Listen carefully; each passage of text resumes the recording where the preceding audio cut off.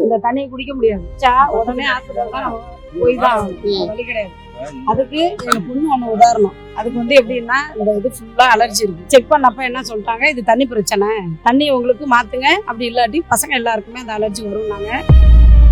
எங்களுக்கு என்ன பிரச்சனைனா, எங்க வீட்டுக்கு பாத்ரூம் கிடையாது, வீடு வசதி கிடையாது, ரோடு எதுவுமே கிடையாது. எங்களுக்குலாம் ரோடு பாதியிலேயே போட்டு தான் நிப்பாட்டி இருக்கிறாங்க, சிமெண்ட் ரோடு. அதுக்கப்புறம் பார்த்தோன்னா வெறும் ஜல்லியாக தான் கிடக்குது, ரோடெல்லாம் ஃபுல்லாகவே போயிடுச்சு. கும்பகோணம் தஞ்சாவூருங்கிறது தமிழ்நாட்டிலே பெரிய நகரம் அப்படிங்கிறது எங்களுக்கு தெரிஞ்ச ஒரு விஷயம். அதுக்குள்ள இப்படி ஒரு ஏரியா பஸ் கூட வராம 23 வருஷமா இங்க இருக்கிறாங்கிறது எனக்கு ரொம்ப ஆச்சரியம். இங்கே மட்டும் இல்லை மேடம், பாபநாசம் தொகுதி ஃபுல்லாவே இருக்கு.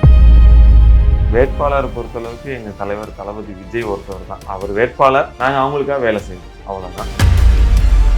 இந்த வருடம் எப்படி இருக்கும்னு நீங்க நினைக்கிறீங்க? தமிழக வெற்றி கழகம் ஜெயிக்கும். நீங்க ஜெயந்தி படம் பார்த்துருக்கீங்க, அந்த ஒரு மக்கள், கிராம மக்கள், அதே மாதிரிதான் இங்கேயும் சில பகுதியெல்லாம் இருக்கு. ஆனா இதுவே பாத்தீங்கன்னா அத்திப்பட்டி கிராமம் மாதிரி இருக்கு. நீங்க உள்ள கிராமப்புறங்கள்லாம் போனீங்கன்னா எந்த வசதியுமே இல்லை.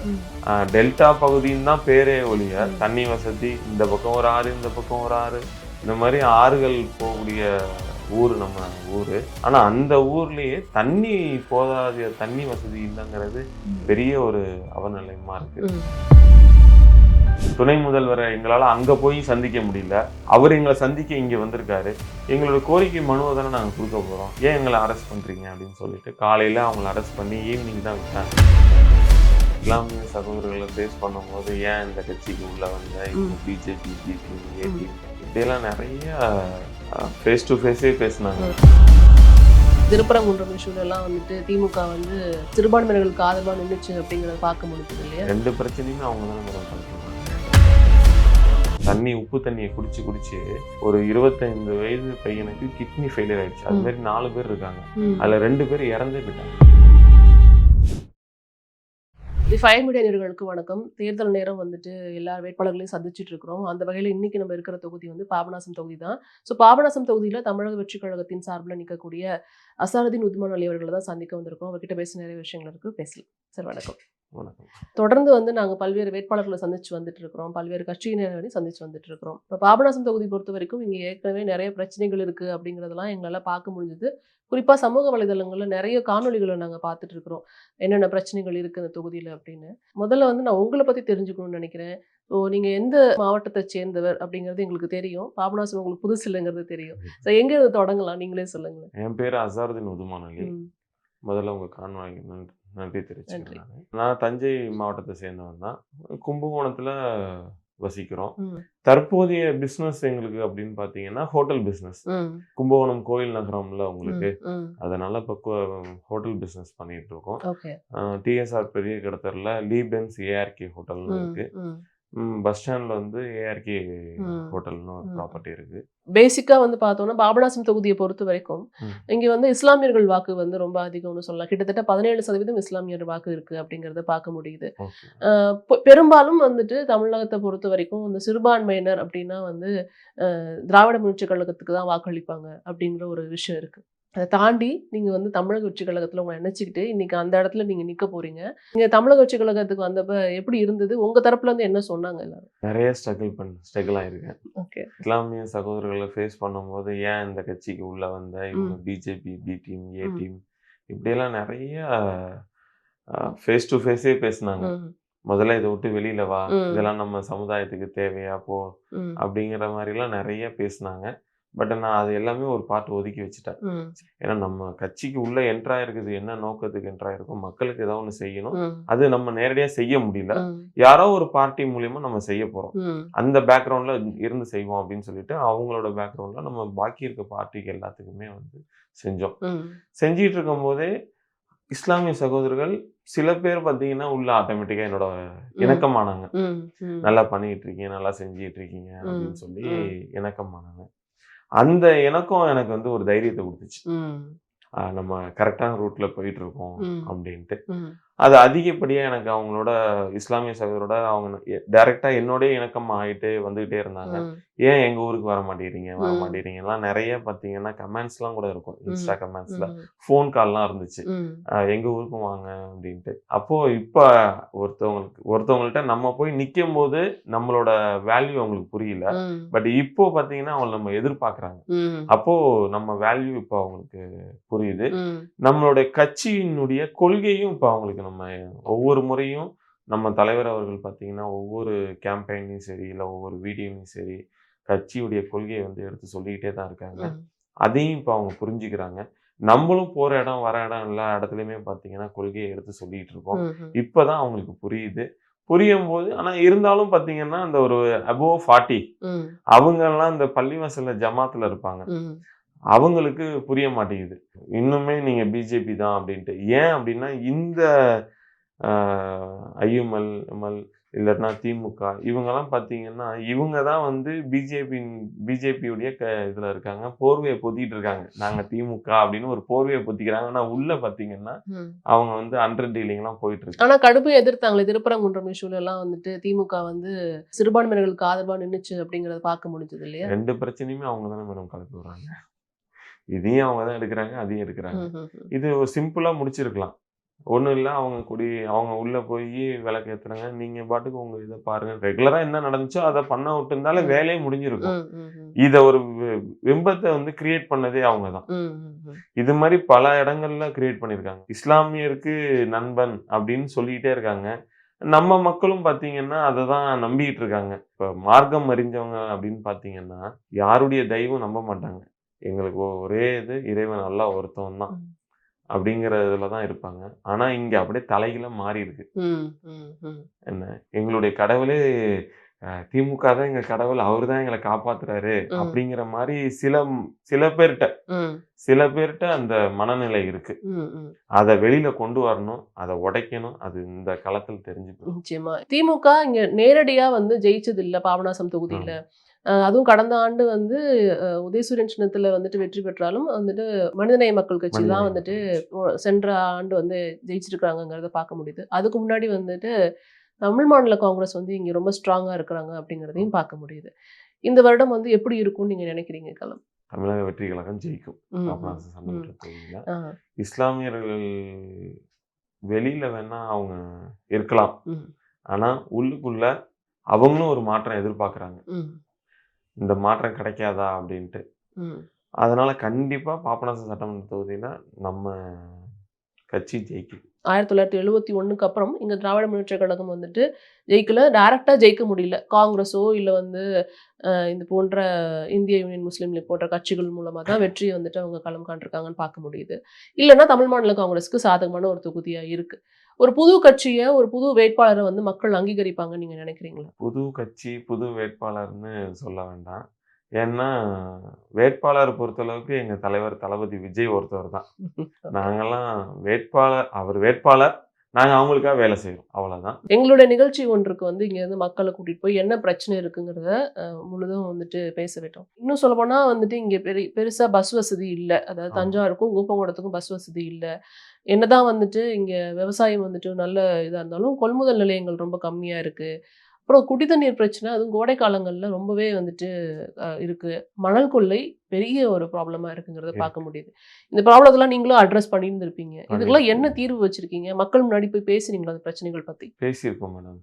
ஒரு 10 கிலோமீட்டர்ல கும்பகோணம், அங்கேருந்து ஒரு 20-25 கிலோமீட்டர் தஞ்சாவூர். அதிகப்படியான பேரூர் கழகம் இருக்கக்கூடிய தொகுதி 5 பேரூர் கழகம் இருக்கு. இவ்வளோ டவுனை சார்ந்து இருக்கக்கூடிய பகுதியில தான் இந்த பாபநாச தொகுதின்னு ஒரு தொகுதி இருக்கு. ஆனா இதுவே பாத்தீங்கன்னா அத்திப்பட்டி கிராமம் மாதிரி இருக்கு. நீங்க உள்ள கிராமப்புறங்கள்லாம் போனீங்கன்னா எந்த வசதியுமே இல்லை.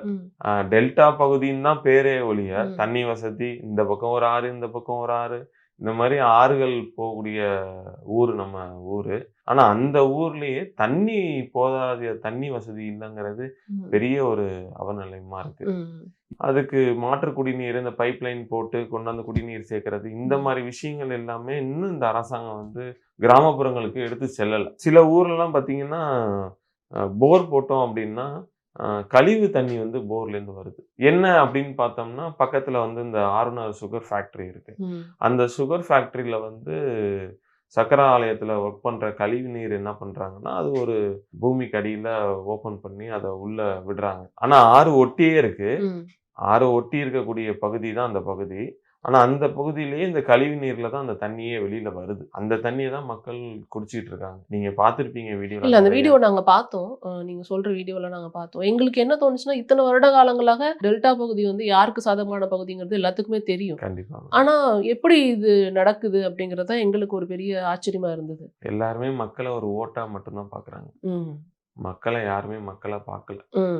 பார்த்திருந்தாங்கன்னா கண்டிப்பா திராவிட கட்சிகள் 2 கட்சி இருக்கு. 2மே திராவிட கட்சிகள். 2மே பார்த்தீங்கன்னா இத சரி செஞ்சிருப்பாங்க. அதிமுகலயும் பார்த்தீங்கன்னா கிட்டத்தட்ட 3 முறை அவங்களும் ஆட்சி ஆண்டிருக்காங்க. சென்ற முறைக்கு முன்னாடி அவங்க ஆட்சி ஆண்டிருக்காங்க. அவருமே பார்த்தீங்கன்னா இத சரி செஞ்சிருக்கலாம். ஆனா அவரும் சரி செய்யல. அவரும் விட்டுட்டாரு. அதுல ஒரு முறை பார்த்தீங்கன்னா அமைச்சராவும் இருந்திருக்காரு. 3 முறையில ஒரு முறை பார்த்தீங்கன்னா அமைச்சரா இருந்திருக்காரு. ஆனா அவருமே அவருடைய தொகுதியே அவரு சரி வர செஞ்சுக்கல. இது அங்க மட்டும் தான் இருக்கா அப்படின்னு பார்த்தீங்கன்னா இல்ல. பல இடங்கள்ல இருக்கு. அம்மாபேட்டை சைடு பகுதியிலயும் இருக்கு. அம்மாபேட்டை பகுதியிலலாம் இன்னும் மோசமான அவநிலைகள். என்ன அப்படின்னா கிட்னி ஃபெயிலியர் ஆயிடுச்சு. உப்பு தண்ணியை குடிச்சு ஒரு 25 வயது பையனுக்கு கிட்னி ஃபெயிலியர் ஆயிடுச்சு. அது மாதிரி 4 பேர் இருக்காங்க. அதுல 2 பேர் இறந்தே போயிட்டாங்க. அவங்களால டயாலிசிஸ் பண்ண முடியல. மேற்கொண்டு அதுக்கு பணம் செலவு பண்ண முடியல. நம்ம இதுல வந்து ஹாஸ்பிட்டல்ஸ் ஃப்ரீ மெடிக்கல் செக்அப் பண்ணிக்கலாம். மெடிக்கல் சார்ந்தது எல்லாமே இலவசம் அப்படின்னு தான் சொல்றாங்க கவர்மெண்ட்ல. ஆனா ஜிஹெச் ஹாஸ்பிட்டல்ல போய் ஒரு ஸ்கேன் எடுத்தா கூட 2500 3500 காசு கேட்குறாங்க. அந்த காசு கூட அவங்களால கொடுக்க முடியல. கொடுக்க முடியாம ட்ரீட்மெண்ட்டுக்கு சரியா போகாம 2 பேர் இறந்தே போயிட்டாங்க. இவ்வளவு பெரிய பாதிப்பு இருக்கு. ஆனா வெளியில பெருசா தெரியவே இல்லைங்கிறத பார்க்க எல்லாமே மறைக்கப்பட்ட ஒரு உண்மை. இன்னைக்கு இருக்கக்கூடிய ஊடகங்களை யாரையா நம்ம அழைச்சிட்டு வந்து இதெல்லாம் எடுக்க சொல்றோம் அப்படின்னா அவங்க எடுத்துட்டு போயிடுவாங்க. ஆனா அவங்க தடுத்து நிப்பாட்டிடுவாங்க. இதை வெளியில கொண்டு விட மாட்டாங்க. அந்த மாதிரி தான் இருந்தது. அப்பதான் நான் ஒரு முயற்சி எடுத்தேன். சரி இதை நம்மளே செல்ஃபாவே பண்ணுவோம். ஏன்னா இன்னைக்கு இருக்கக்கூடிய காலகட்டத்துல நிறைய டெக்னாலஜி வந்துருச்சு. ஃபேஸ்புக், இன்ஸ்டா, ட்விட்டர் இந்த மாதிரி நிறைய வந்துட்டு. அப்போ அதுக்கு ஒரு டீமை நம்ம ஹையர் பண்ணுவோம். பண்ணிட்டு எல்லா மக்களையும் சந்திக்க வைப்போம். வச்சு அவங்களுடைய குறைகள் எல்லாத்தையுமே எடுத்து நம்ம அட்ரஸ் பண்ணி மக்களுக்கு எல்லாத்துக்கும் வெளியில இருக்கக்கூடிய மக்களுக்கு தெரியப்படுத்தும். இப்ப இந்த பிரச்சனைகளுக்கான தீர்வுகளா மக்கள் கிட்ட என்ன நீங்க முன் வச்சிருக்கீங்க? கண்டிப்பா நம்ம தமிழக வெற்றி கழகம் தலைவர் அவர்கள் முதல்வர் அமர்வாரு. நம்மளுடைய தொகுதியும் ஜெயிக்கும். ஜெயிச்சு இந்த பிரச்சனைகள் எல்லாத்துக்குமே ஒரு தீர்வு கொடுத்து சரி செஞ்சிருவோம் அப்படிங்கறத வாக்குறுதி எல்லாத்துக்கும் கொடுத்துருவோம். ஏன்னா நாங்க வந்து அந்த பிரச்சனையை தான் நான் சரி செய்வேன், இந்த பிரச்சனையை தான் நான் சரி செய்வேன் அப்படிலாம் இல்லை. எல்லாத்தையுமே சரி செஞ்சிருவோம். பட்டா இல்லாதவங்களுக்கு பட்டா கொடுத்துருவோம். ஏன்னா அவங்களும் பல வருடங்களா அங்கேதான் இருக்காங்க. 50 60 ஒருத்தவங்களை கேட்டா 50 வருஷமா இருக்கேன், 60 வருஷமா இருக்கேன் அப்படிங்கிறாங்க. அப்ப 50 வருஷமா 60 வருஷமா இருக்கிறவங்களுக்கு பட்டா கொடுக்கறதுக்கு இவங்களுக்கு என்ன கஷ்டம்? இவங்க இடத்துக்கா பட்டா கொடுக்க போறாங்க? அது ஏதோ ஒரு நத்தம் பரம்போக்கா இருக்கும். அந்த இடத்துல பட்டா கொடுக்கறது இவங்களுக்கு தடுக்க வேண்டிய அவசியம் இல்லைல்ல. அவங்களுக்கு கொடுத்தா அவங்களுடைய வாழ்வாதாரத்தை பாத்துக்கலாம். இந்த பட்டா இல்லாதனால கரண்ட் கொடுக்க மாட்டேங்கிறாங்க. அப்போ ஒரு சில வீடுகள் எல்லாம் பாத்தீங்கன்னா கரண்டே இல்லாம குடியிருக்காங்க. இப்ப இருக்கக்கூடிய காலகட்டத்திலயும் இன்னைக்கு ஒவ்வொரு மனிதர்கள்ட்டையும் பாத்தீங்கன்னா செல்போன் இருக்கு, ஸ்மார்ட் போன் இருக்கு. ஆனா அங்கெல்லாம் அந்த பகுதியில கரண்ட் இல்லாம இருக்காங்க. ஈவினிங் 6 மணிக்கு மேல எல்லாம் அந்த பகுதியில எல்லாம் போனோம்னா இருட்டிலே தான் இருப்பாங்க.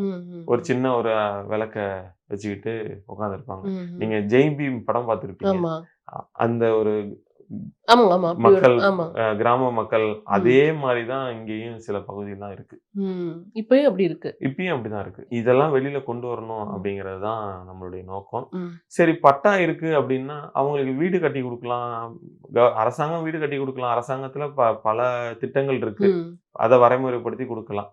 ஆனா அந்த திட்டங்கள் அவங்க கொடுக்க அரசாங்கத்துல இருக்கக்கூடிய திட்டத்தை வாங்கி கொடுக்கறது கூட நமக்கு எம்எல்ஏ அவர்களுக்கு வந்து மனசு இல்லை. அவரு ஒரு சின்ன போய் ஆய்வு பண்றாரு. ஆய்வு பண்ணிட்டு ஒரு சின்ன கையெழுத்து போடுறாரு. கையெழுத்தை போட்டுட்டா பட்டா இருக்கிறவங்களுக்கு வீடு கொடுத்துடலாம். பெரிய அது ஒரு இது இல்லை. ஆனா அதை கொடுக்கறது கூட இந்த அரசாங்கத்துக்கு மனசு இல்லை. சரி வீடு கொடுத்து கையெழுத்து போட்டு வீடும் கொடுத்துட்றாங்க. சாங்ஷனும் ஆயிடுது. ஆகி பேஸ்மெண்ட்டை ஸ்டார்ட் பண்ணிடுறாங்க. ஃபவுண்டேஷன் ஸ்டார்ட் பண்ணிடுறாங்க. பண்ணதுக்கு அப்புறம் பேமெண்ட் பார்த்தீங்கன்னா ஃபர்ஸ்ட் ஸ்டேஜ் செகண்ட் இது மாதிரி ஸ்டேஜ் வைஸாக தான் ரிலீஸ் பண்ணுவாங்க. ஒரே ஒரு ஸ்டேஜை கொடுத்துட்டு பாக்கி ஸ்டேஜை நிப்பாட்டிடுறாங்க. அதுக்கும் இவங்க போட்டு அவங்கள வந்து அலைய விடுறது. இந்த மாதிரி விஷயங்கள் வந்து அந்த வீடு விஷயத்துலயும் நடந்துட்டு இருக்கு. இந்த இதையும் நாங்க சந்திச்சுட்டு இருக்கோம். இந்த ஊர்ல வந்துட்டோம் அப்படின்னா இது போன்ற திட்டங்களை செயல்படுத்தணும்னு என்ன ஐடியாஸ் வச்சிருக்கீங்க சார்? முதல்ல வந்து பிரச்சனையை முடிச்சிடுறோம். சைமல்டைன்ஸா நம்ம ஒர்க் பண்றது என்ன அப்படின்னு பாத்தீங்கன்னா, பாபநாசத்துல வந்து ரயில்வே ட்ராக் இருக்கு. இந்த ரயில்வே அடிக்கடி ரயில்வே, ஏன்னா கும்பகோணம் நமக்கு ஒரு மெயின் ஜங்ஷனாகவும் இருக்கு, தஞ்சாவூரும் ஒரு மெயின் ஜங்ஷனா இருக்கு. அடிக்கடி நமக்கு ட்ரெயின் கிராசிங் இருக்கு. அப்போ கிராசிங் மக்கள் கிராஸ் பண்றதுக்கு பாத்தீங்கன்னா அதிக நேரம் நம்ம அந்த இடத்துல செலவு பண்ற மாதிரி இருக்கு, நிக்கிற மாதிரி இருக்கு. அதனால அந்த இடத்துல ஒரு மேம்பாலம் பிரிட்ஜ் ஒன்று கட்டணும். இதை நாங்க வந்து சென்ட்ரல் கவர்மெண்ட்ல வலியுறுத்தணும். அடுத்தது பாத்தீங்கன்னா எல்லா தொகுதியிலையுமே வந்து கல்லூரிங்கிறது பெரிய விஷயம், கலை கல்லூரிங்கிறது பெரிய விஷயம். அது நம்ம தொகுதியில இல்ல, அரசு சார்ந்த ஒரு கலை கல்லூரியே இல்ல. இதை நாங்க கொண்டு வந்துருவோம் கண்டிப்பா. ஏன்னா பிள்ளைங்க வெளியில போய் காலேஜ்ல படிக்கிறத விட அதுக்கான செலவினங்கள் குறையும்ல. பிரைவேட்ல படிக்கிறது, இங்க இருந்து ஒரு பஸ்ஸை பிடிச்சி அவங்க வெளியில தஞ்சாவூர் தான் போறாங்க, இல்ல கும்பகோணம் போறாங்க, அதுடைய செலவினங்கள் வந்து குறையும், அவங்களோட பெற்றோர்களுக்கு குறையும். அடுத்தது பாத்தீங்கன்னா நெல் கொள்முதலுக்கு பாயிண்ட் இல்ல. அந்த களம் கீழே கொட்டி காய வைக்கிறதுக்கு ட்ரையிங் மிஷின், அந்த மாதிரி விஷயம்லாம் இங்க இல்லை. ஏன்னா நம்ம டெல்டா பகுதியில இருக்கோம். மழை இயற்கை, அதுலலாம் கண்டிப்பா மழை பெஞ்சதுன்னா அது கொஞ்சம் அந்த ஈரநைப்பு இருக்கும். அதுக்கு வந்து ட்ரை மிஷின் பண்ணணும். அடுத்தது அந்த கொள்முதல் பாயிண்ட், நம்ம கீழே கொட்டுறதுக்கான அந்த களங்கள், இது எல்லாமே இருக்கு. ஆனா எல்லாம் டேமேஜா இருக்கு. அதனால அவங்களுக்கு பயன்படுத்த முடியல. இது எல்லாமே சரி செஞ்சு அவங்களுக்கு அதை கொடுக்கணும். அந்த ட்ரை பாயிண்ட்ங்கிறது இல்ல, அதை நம்ம புதுசா கொண்டு வர போறோம் நம்மளுடைய இதுல. அடுத்தது 1225 நாளுக்கு மேல கரும்பு விவசாயி வந்து மிகப்பெரிய அளவுல போராட்டம் பண்ணிட்டு இருக்காங்க. ஆனா அவங்களால வெற்றி பெற முடியல.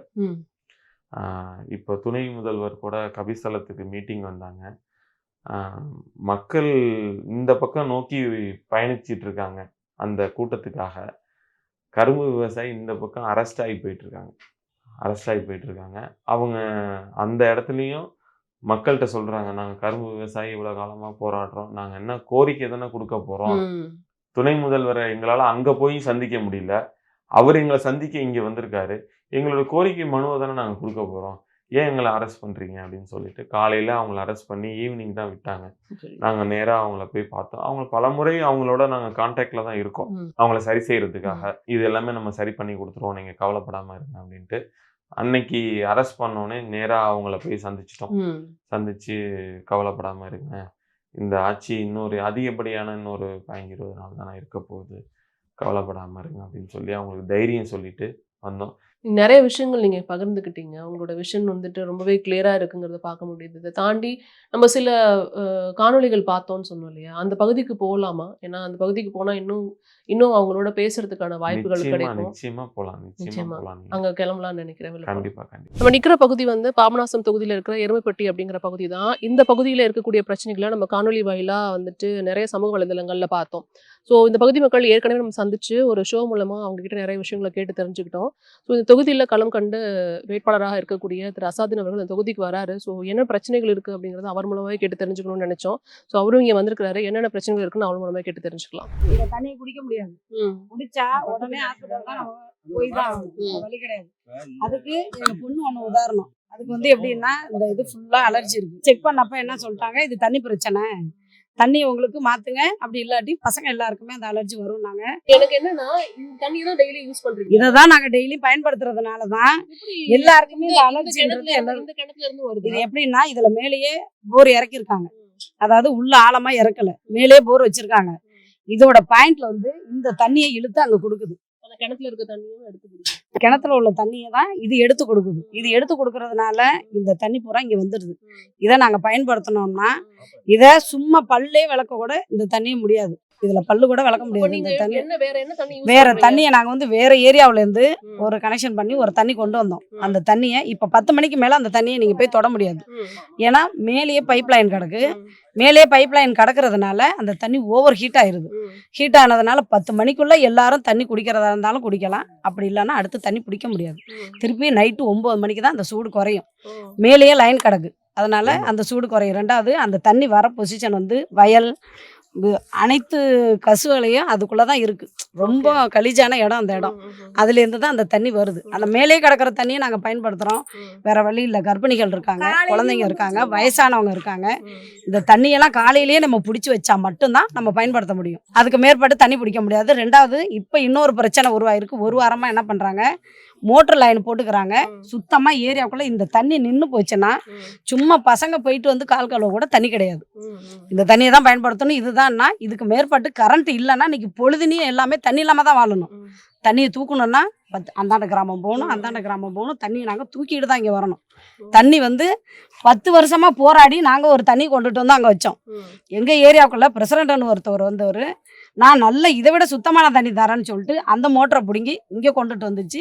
சுத்தமாக தண்ணியே இல்லாமல் எங்களுக்கு பண்ணிட்டாரு. நாங்கள் போராடி வாங்கின நீங்க தண்ணி கேட்கலையா? இல்லாமல் இப்படி போயிடுச்சு. தூர் வராம இருக்கு கிட்டத்தட்ட அதெல்லாம் கேட்கலையா? பிடி ஆஃபீஸில் நானே 15 மனு கொடுத்துருக்குறேன். ம். கொடுத்த மனுவுக்கு மேற்பார்வை மட்டும்தான். ம். அதாவது கண் துடைப்பு கொடுத்தாங்களா, மனுவுக்கு நாங்கள் போய் விசாரித்தோம். அதுக்கு ஒரு பெட்டிஷன் எழுதி நாங்கள் பார்த்துட்டோம்னு சொல்லிடுறாங்க. இது மாதிரி பல பகுதியில இருக்கு. ம். ம். அப்போ பல பகுதியில இருக்குன்னா அது நம்ம ஆட்சிக்கு வந்தா மட்டும்தான் முடியும். ஒரு வருஷம் ஆகுது நான் பேஸ்மெண்ட்டை போட்டு நிப்பாட்டி வச்சிருக்கேன். என் வீடு வேலை ஆயிருக்கா பாருங்க. எனக்கு அடுத்து போட்டவங்க வீட்டுக்கெல்லாம் ஆடி அப்படி கொடுத்து வீடு கட்டிட்டாங்க. இப்ப என் வீடு ஏன் கட்டல? ஏன் இந்த பாகுபாடு? நான் 10 நாளா இருந்தாலும் ஒரு வருஷமா நான் வீட்டை போட்டுட்டு உட்காந்துருக்கேன்னா ஜாதகம் தெரியுங்களா? கிட்டத்தட்ட 100 மாசம் 100 வருஷம் ஆகாத மாதிரி இருக்க அப்படியே அந்த வீட்டை பார்த்தா. வீடு கட்டி ஒரு வருஷம் ஆகுது. ஒரு வருஷம் அந்த வீட்டை பாருங்க. தண்ணிக்காக எவ்வளவு பிரச்சனை தெரியுங்களா? தைரியமா மட்டும் இருங்க. ஆதங்கப்படாதீங்கன்னு இல்லைண்ணே. எவ்வளவு என் வீட்டை பாருண்ணே. ஒரு வருஷமா கிடக்குண்ணே. ஏய், நாங்க தான் பின்னாடி போராடிக்கிட்டு இருக்கோம். பின்னாடி வர மக்கள் எல்லாம் போராடாது. இடத்தையே காலி பண்ணிட்டு வேற ஊருக்கு போயிரும். இந்த ஏரியா பேரை நீங்களே சொல்லிட்டீங்கன்னா நல்லா இருக்கும்னு இது நினைக்கிறேன். வந்து பட்டுக்குடிங்கிற ஏரியா. பாபநாசம் தொகுதியுடைய தஞ்சாவூர் மாவட்டத்துல இருக்கு. ம். ம். ஏரியா பஞ்சாயத்து பேர் வந்து கோவிந்தநாட்டுச்சேரி பஞ்சாயத்து. ம். சரி, இப்ப இந்த இடத்துல என்ன பிரச்சனை இருக்குங்கிறதே இங்க இருந்து எங்களுக்கு வந்து ஏற்கனவே சொல்லியிருக்காங்க நம்ம ஷோல. நாங்களுமே வந்துட்டு பார்த்திருக்கோம். நேர்காணல அவங்களோட இன்ஸ்டாகிராம் வீடியோஸ் எல்லாம் பார்த்திருக்கிறோம். நீங்களும் பார்த்திருப்பீங்கன்னு நினைக்கிறேன். கண்டிப்பா. குறிப்பா இங்க என்ன பிரச்சனை இருக்கு அப்படின்னு நீங்க நினைக்கிறீங்க? நான் இன்ஸ்டால மட்டும் இல்ல, நான் இந்த ஃபுல்லாவே போயிட்டு வந்திருக்கேன். ம். ம். ம். ஃபுல்லாவே ரோடு பாத்தீங்கன்னா கிடையாது. ம். இந்த ஒத்தடி பாதை, நம்ம கரையோர பாதை தான் இருக்கும். ம். அது எல்லாமே சுத்தமா பாதை கிடையாது. குண்டும் குழியுமா இப்படிதான் இருக்கும். ம். கொஞ்சம் பாதி விட்டுருங்க. பஸ் வசதி கிடையாது. பஸ் மெயினா. வசதி கிடையாது இங்க. இப்ப இந்த மாதிரி பசங்க எல்லாம் படிக்கிற விஷயம் எல்லாம் வெளியில வந்துதான் படிக்கிறாங்க. ம். ம். அது நடந்துதான் வர்றாங்க. ம். ம். ம். இப்ப இவன் கூட சின்ன பையன் நடந்து போயிடுறான். இப்ப பெண்கள் எல்லாம் பாத்தீங்கன்னா வயசுக்கு வந்த பிள்ளைங்க எல்லாம் நடந்து போய் தான் படிச்சுட்டு வராங்க. ம். ம். ம். திரும்பி நைட்ல ஏதாவது இப்ப டியூஷனோ இல்ல ஸ்பெஷல் கிளாஸோ வைக்கிறாங்க அப்படின்னா அவங்க திரும்பி வீடு வந்து சேர்றது லேட் ஆகுது. வந்து அது ஒரு பாதுகாப்பு இல்லாத மாதிரி பாதுகாப்பு பிரச்சனை இல்லாம இருக்கு. இதுதான் இங்க பெரிய ரோடு major பிரச்சனை issue. இவ்வளவு பெரிய பிரச்சனையா இருக்கு. ஆனா மாறி மாறி 2 கட்சிகளும் ஆட்சி பண்ணிருக்காங்க பட்சத்துல இது போடலையா? எந்த இது எடுக்கலையா? இல்ல என்ன பிரச்சனை ஆக்சுவலா இங்க பேசிக்கா இங்கேயே போட மாட்டேங்கிறாங்க? ஏன் போட மாட்டேங்கிறாங்கன்னா அவங்க தான் சொல்லணும். என்ன இவங்களும் ஓட்டு போட்டிருக்காங்க. ம். இவங்க மூலியமா தான் அவங்களை ஜெயிக்க வச்சிருக்காங்க. ம். ம். ஆனாலும் இவங்களுக்கான தேவைகள் செய்ய மாட்டேங்கிறாங்க. ம். அது நான் சொல்றதை விட அவங்க சொன்னாதான் அது கரெக்டா இருக்கும்னு ம். நினைக்கிறேன். எங்களுக்கு என்ன பிரச்சனைனா எங்கள் வீட்டுக்கு வந்து பாத்ரூம் கிடையாது, வீடு வசதி கிடையாது, ரோடு எதுவுமே கிடையாது. எங்களுக்குலாம் ரோடு வந்து பாதியிலே போட்டு தான் நிப்பாட்டி இருக்கிறாங்க, சிமெண்ட் ரோடு. அதுக்கப்புறம் பார்த்தோன்னா வெறும் ஜல்லியாக தான் கிடக்குது. ரோடெல்லாம் ஃபுல்லாகவே போயிடுச்சு. எங்களுக்கு பாத்ரூம் வசதி கேட்டீங்களா? கவர்மெண்ட்லேருந்து எங்களுக்குன்னு எந்த ஒரு சலுகையும் இல்ல, இல்ல, செய்யலை நீங்க இன்ன போய் வரையும். கேட்டீங்களா? இது மாதிரி எங்களுக்கு இந்த மாதிரி பிரச்சனை. அவங்க ஓட்டு கேட்டுட்டு வந்ததுக்கு அப்புறம் நாங்கள் போய் கேட்டோம். போட்டு தரேன்னு சொன்னாங்க. 6 வருஷத்துக்கு முன்னாடி தார் ரோடு தான் போட்டு கொடுத்தாங்க. அந்த தார் ரோடே மறுபடியும் பழைய நிலைமைக்கே ஆயிடுச்சு. திரும்ப இப்பயும் நாங்கள் ரோடு தான் கேட்குறோம். ரோடு கேட்குறோம். எங்களுக்கு வந்து வீடு வந்து கவர்மெண்ட்லேருந்து எங்களுக்கு வீடு போட்டு தர சொல்கிறோம். அப்புறம் வந்து எங்களுக்கு பாத்ரூமும் இந்த எங்களுக்கான தேவைகள் கவர்மெண்ட்லேருந்து செய்ய சொல்கிறோம். அதான் ஒரு அடிப்படை வசதி எங்களுக்கு கேட்குறோம். இல்லை, எங்களுக்கு இன்ன வரையும் இல்லை. கிளீனிங் இல்ல. முதல்ல வந்து இந்த தெரு பாத்தீங்கன்னாவே தெரியும் உங்களுக்கு. ஃபுல்லாவே வந்து மக்கள் தான் கொட்டுறாங்க குப்பைலாம். அந்த குப்பைய வந்து பாதுகாப்பா எங்களுக்கு வந்து சுத்தம் பண்ணி தர மாட்டாங்க. ஆன்லைன்ல நம்பர் எடுத்து ஃபோன் பண்ணி அதுக்கப்புறம் கம்ப்ளைண்ட் கொடுத்ததுக்கு அப்புறம் கலெக்டர் ஆஃபீஸ் மூலியமா போய் அங்க இருந்து வந்து சுத்தம் பண்ணி கொடுத்துட்டு போனாங்க இந்த தெருவே. நீங்க வர சொல்லி நோட் பண்ணீங்கன்னா தெரியும். அது மாதிரி சுத்தம் இல்ல. ரெண்டாவது வந்து கவர்மெண்ட்ல இருந்து வர சலுகை வந்து எங்களுக்கு சரியா வந்து கிடைக்க மாட்டேங்குது, தடைப்பட்டு நின்றுடுது. இப்ப வீடே வந்து எங்களுக்கு வந்திருக்கு, அதாவது எங்களுக்கு வந்து வந்திருக்கிறது நாங்க ஏழைப்பாட்ட மக்கள்ன்ட்டு நாங்க எழுதி கொடுக்குறோம், எல்லாம் கேட்குறோம். வரதை வந்து சீக்கிரமா எங்களுக்கு ஃப்ரீயா கொடுக்க மாட்டாங்க. எங்களை வந்து ஃபர்ஸ்ட் போட்டு செய்யுங்க, நாங்க எங்க போறது? அந்த 50,000 இல்ல 1,00,000 ரூபாய் நான் எங்க போய் நான் கலெக்ட் பண்றது? அந்த மாதிரிலாம் வந்து நின்றுது. சரியா வந்து கிடைக்க மாட்டேங்குது, எங்களுக்கு ஃபுல்லாவே வர மாட்டேங்குது. ஸ்கூல் பிள்ளைங்க வந்து நிறைய கஷ்டப்படுறாங்கன்னு கேள்விப்பட்டோம். ஆமா, பஸ்ஸுக்கு வந்து அங்க இருந்து தஞ்சாவூர்ல இருந்து வரப்ப நேரா கபிஸ்தலம் கொண்டு போறாங்க. அங்க இருந்து ஃபுல் பண்ணி தான் திரும்ப இங்க பட்டுக்குடிக்கு வருது. வரும்பொழுது அதுல எல்லாம் மக்களுங்க தான் ஏறிடுறாங்க. ஏறிக்கும் பொழுது திரும்பி பிள்ளைங்களுக்கு வந்து கூட்டமா தான் இருக்கு. பஸ்ல அப்படி இழிறாங்க, பிள்ளைங்க எல்லாம் திட்டுறாங்க. வயசு பிள்ளையா இருந்தாலும் சரி, பசங்களா இருந்தாலும் சரி திட்டுறாங்க. திட்டும் பொழுது எங்களுக்கு பஸ் இல்லைன்னு தான் என் பையன் கேட்டான். அவனே வந்து பஸ் இல்ல அப்படி இப்படின்னு கேக்குறாங்க, மிரட்டுறாங்க ஒருத்தர். அதனால இப்ப எங்களுக்கு பஸ் வேணும். தஞ்சாவூர்ல இருந்து பட்டுக்குடிக்கு பஸ் வேணும், தனிப்பட்ட பஸ் எங்களுக்கு வேணும், ரெகுலரா வேணும். அதாவது ஒரு நாளைக்கு 2 பஸ் தான் விடுறாங்க. காலையில 8 மணிக்கு விடுறாங்க, சாயந்தரத்துல ஒரு 6 மணிக்கு விடுறாங்க. இது இடைப்பட்ட மக்கத்துல அந்த ஒரே பஸ். அது என்ன ஆகுதுன்னா எங்களுக்கு நடுப்புற போக வர்றதுக்கு எங்களுக்கு வசதி இல்ல. சின்ன பசங்க, வயசானவங்க இருக்கிறாங்க, சின்ன பசங்க இருக்காங்க. அர்ஜென்ட்டுக்கு நாங்க எங்க போவோம்? ஒரு வீட்டுல ஆம்பளைங்க இல்ல, லேடிஸ் நாங்க போகணும்னா நாங்க எப்படி போறது? இன்னொரு விஷயம் மேம், தண்ணி வந்து எங்க ஊருக்கு எங்க ஊர் டேங்க் வந்து உடஞ்சி ஒரு 6 மாசம் இருக்கும். அது உடஞ்சி 6 மாசம் ஆகுது, அது சரி பண்ணல. சரி பண்றேன்னு சொல்லிக்கிட்டு இருக்காங்க. அதனால வந்து எங்களோட நாங்க வீடியோஸ்லாம் நிறைய வச்சிருக்கோம். எங்களுக்கு தண்ணி எப்படி வருதுன்றது வந்து வெறும் அசடா அப்படியே பைப்பை ஓபன் பண்ணோம்னா டேப்பை அப்படியே கட்டியா அந்த பாசி பிடிச்ச மாதிரி விழுகும். இங்க எத்தனை ஃபேமிலி இருக்கீங்க? கிராமத்துல 120 குடும்பம் இருக்கு. ஆனா யாருமே அதை வந்து மென்ஷன் பண்ணி சொல்ல மாட்டேங்கிறாங்க. இப்ப நாங்க ஏன் இங்க வந்தோம்னு சொல்லிடுறேன் சார் முன்னாடியே. ஏன்னா இவங்களோட வீடியோ நாங்க பார்த்து நாங்க ஒரு ஷோக்கு கூப்பிட்டுட்டோம் அங்க. ஆனா இந்த பகுதிக்கு வர வேண்டிய ஒரு தேவை இருந்ததுனால நீங்க இங்க நிக்கிறீங்கனால தான் நாங்க உங்களை இந்த இடத்துக்கு கூட்டிட்டு வந்திருக்கிறோம். நீங்களும் ஏற்கனவே இந்த இடத்த பத்தி தெரிஞ்சு வச்சிருக்கீங்க. சோ இதுதான் இங்க தேவையா இருக்குங்கிறது தெரியுது. சோ 120 குடும்பம்னா அப்ப ஒரு வீட்டுல வந்துட்டு ஒரு 3 பேர்னு கணக்கு வச்சா கூட நிறைய பேர் இருப்பாங்க. 1000க்கு மேற்பட்ட குடும்பங்கிறது இந்த ஒரு இதுல மட்டும்தான். இந்த மாதிரி பாட்டா இருக்கு. ஒரு குடும்பத்துக்கு 3 பேர்னு வச்சாலுமே ஆயிரக்கணக்கான பேர் இங்க இருக்கிறாங்கறத பார்க்க முடியும். இப்ப நம்ம பட்டுக்குடி அங்க மெயின் ஸ்டார்ட் ஆகுது பாத்தீங்களா, அதுல இருந்து இந்த எண்டு கடைசியில ஒரு ஊர் இருக்கு, கூடலூர். அது கிட்டத்தட்ட ஒரு 5 கிலோமீட்டர் இருக்கும். இந்த 5 கிலோமீட்டருக்குமே இப்ப நீங்க எப்படி பாதை வந்தீங்க அதே மாதிரிதான் இருக்கும். இந்த 5 கிலோமீட்டருக்கு பஸ் கிடையாது. கும்பகோணம், தஞ்சாவூருங்கிறது வந்துட்டு தமிழ்நாட்டிலே பெரிய நகரம் அப்படிங்கிறது எங்களுக்கு தெரிஞ்ச ஒரு விஷயம். அதுக்குள்ள இப்படி ஒரு ஏரியா பஸ் கூட வராம 23 வருஷமா இங்க இருக்கிறாங்கிறது எனக்கு ரொம்ப ஆச்சரியமா இருக்கு. இங்க மட்டும் இல்ல மேடம், பாபநாசம் தொகுதி ஃபுல்லாவே இருக்கு. அதுதான் கபிஸ்தலம் இந்த சைடு ஒரு ஏரியா இப்ப நம்ம பாத்துட்டோம்ல.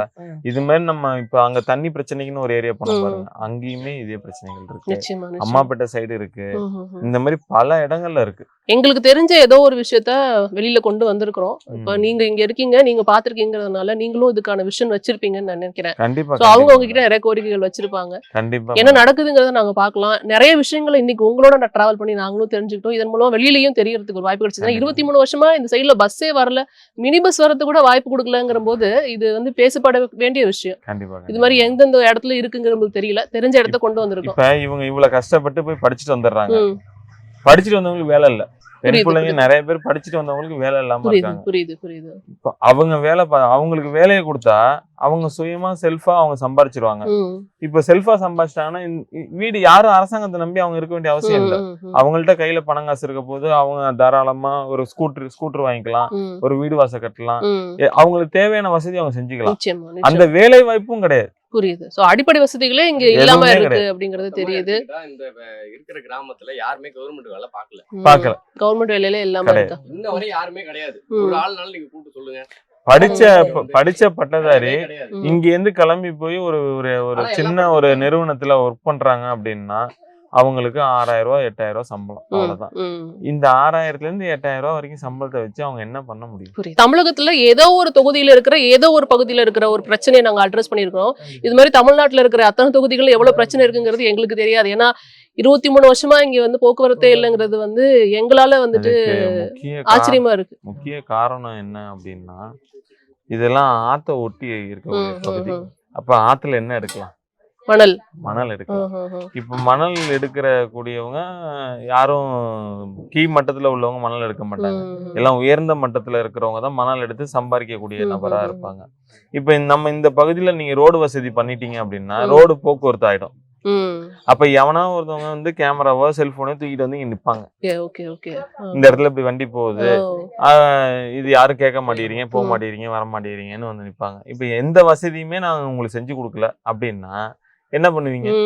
இது பின்னாடி இப்படி ஒரு அரசியல் இருக்கு. ஊர்ல வந்து தண்ணி அதிகமா வந்துருச்சுன்னா தண்ணி ஃபுல்லா வந்துருச்சுன்னா எங்களுக்கு பயமா இருக்கும். எப்ப அணை உடைச்சுக்குமோ, நாங்க எங்கேயாவது போய் முன்னால தங்க வச்சிருக்காங்க வெளியில போய் அப்போதைக்கு ஆனா எங்க உடைச்சுக்குமோன்னு பயந்து கூட தூங்க வேண்டியதா இருக்கும். ஃபுல்லா தரமட்டமா தண்ணி போகும். கொள்ளடக்கறீங்களா, அதனால தண்ணி நிறைய போகும், பயமா இருக்கும். நாங்க வந்து உங்க பிரச்சனையை ஏற்கனவே நாங்க பேசியிருக்கிறோம் ஒரு பொது தளத்துல. மறுபடியும் வந்துட்டு இந்த இடத்துக்கே வந்து பாக்கணும்னு நினைச்சோம், வந்து பாத்துருக்கோம் சார். உங்க மூலமா நாங்களும் 2-3 இடத்த வந்துட்டு இன்னைக்கு பாத்துருக்கிறோங்கிறது தெரியுது. சோ உங்களோட நேரத்திற்கு ரொம்ப நன்றி. பெருத்த நம்பிக்கையோட இங்க எல்லாருமே எதிர்பார்த்து காத்துட்டு இருக்காங்கிறத பார்க்க முடியுது. சோ அடுத்த கட்டம் எப்படி இருக்குங்கிறத பார்க்கலாம். உங்களுக்கு வாழ்த்துக்களை சொல்லிக்கிறோம் மறுபடியும். Thank you so much sir. Thank you.